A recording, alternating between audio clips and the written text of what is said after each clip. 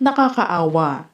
Dominic Roque ganito na ang sinapit kay Gerald Anderson matapos nga mabalita nito na sinasaktan nito ang aktres na si Bea Alonzo. Tila mapahanggang sa ngayon nga hindi pa din matapos-tapos ang patungkol sa showbiz couple na sina Bea Alonzo at Dominic Roque.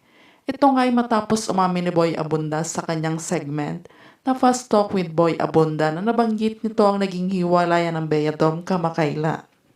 May kanya-kanya namang pagtatanggol ang mga taong malapit sa engaged couple ngayong painit pa rin ang painit ang kontrobersya tungkol sa breakup ng dalawa.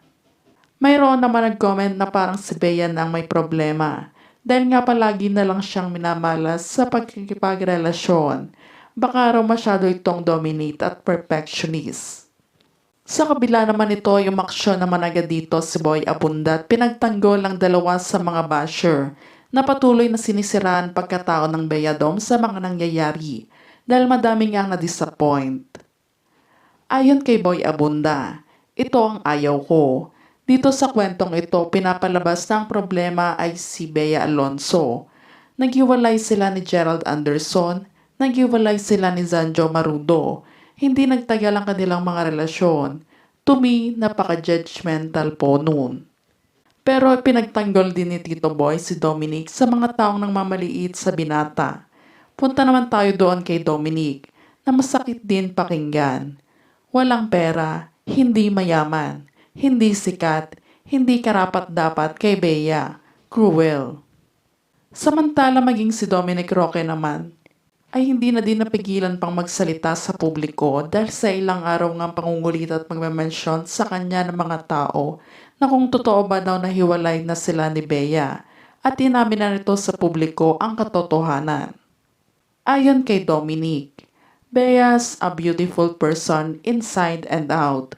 No hate, no bashing, negative things please.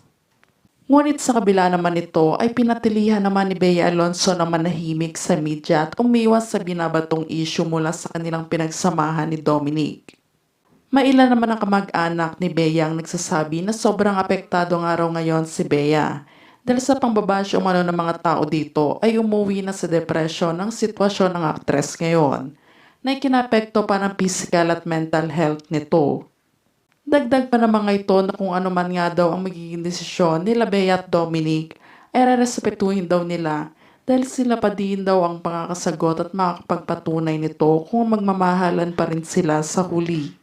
Subalit nakarating naman ang balitang ito sa dating naging kasintahan ni Bea Alonzo na si Gerald Anderson na agad naman ito ang sinugod si Dominic Roque at napagbuntuan nito ng galit at nauwi nga din sa pisikalan ng kinahantungan ng dalawa. Maaaring sa sitwasyon nga daw na ito ay mayroon pa din feeling si Bea at Gerald sa isa't isa. Kaya ganoon na lamang protektahan nila ang dating kasintahan at maaaring ginamit lang daw ni Bea si Dominic dahil gusto lamang nitong linisin ang pangalan ni Gerald dahil sa pambabaero nito ay ginamit lamang nila si Dominic.